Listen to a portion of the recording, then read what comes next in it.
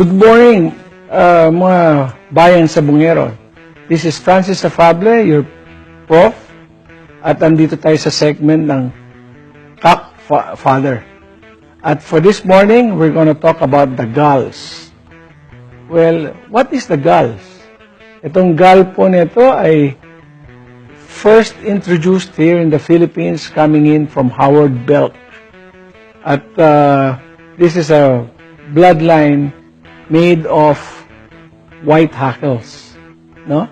It's a white hackle bloodline, and then the one that bred this was Howard Belk, at the one that brought in the chickens was Joe Alimbugin, that initiated the propagating the galls.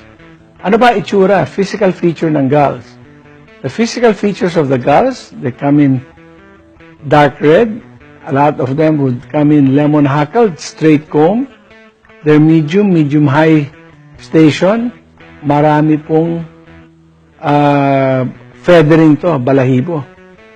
At isa dun sa mga associate ni Joe Alimbugin na nagbi-breeding nito ay si J. De Jesus, si Danny Arwejo, at yung isa sa mga kagrupo nila, si Alex Tang, nagbi-breeding din nito. Yung idea nila to have the galls is because of the gameness factor. So, ang ginagawa nila rito, they infuse this with oak groves as their bloodlines connote. Tapos meron silang lemon. At yung mga iba naman, pwede mo i-breed itong mga galls sa round head. Nakakita na ako ng gall because they have a lot of power. They're very heady. At very good on the ground also. So, it's a stable bloodline. So, itong mga bloodline po nito, as these breeders are breeding them, a lot of them nakakuha ng itong mga bloodline nito. Maski nga itong isang kakilala namin na taga Bacolod, na si Ricky Salutorio, kumuha kay Joe to infuse over his lemons and to make crosses and maybe probably breed it with sweaters. So, ang bloodline nito, tinetreasure ng maraming tao dahil because of the stableness of the bloodline, may tapang at magaling din ang cutting. At nailaban nila, nasubukan na ito sa big-time competition. There was a time na nanalo itong mga girls nito sa Pampanga, I think about two years back, sa Stag Derby, 9 straight. At magaling ang paa, magaling ang cutting. Mga bayan sa Bungero, ang girls, parang anong bloodline yan? It has been passed on. Siyempre, aanihin natin, white hackle bloodline din yan.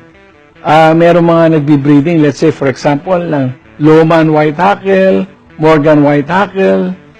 So, pagka nag-breeding ka niyan, dito lang ang conglomeration yan na mga nagbi-breeding, na ipamana yung mga white hackle na dugo at ito yung napakagaling at binreading nila itong so-called na tinatawag nilang gall. Kaya na-perpetuate ito. At merong mga Amerikano, kamukha nga nito sila Howard, na namatay na, pero itong mga manok na i-passed on dito sa Pilipinas through the initiative of a lot of certain breeders natin dito, na binibreed yung bloodline. Naniwala sila sa bloodline, pinaperpetuate nila yung bloodline dito sa Pilipinas, at andito pa sa atin ngayon. So, yan ang ginagawa pagka kinocross nila. So, bayan sa Bungero, sana dala ko sa inyo ng konting kaalaman tungkol dito sa gall dahil ito ay mga bloodline na baka in the future kakailanganin nyo. Kasi, siyempre, itong mga ating bloodline, kailangan ng matibay na dugo, pang crossing. At ito ay mga bloodline na magdudulot ng success o maganda na cross sa inyong mga manok. So, see you next week. Ito yung si Francis Afable, ang inyong cockfather. Thank you very much.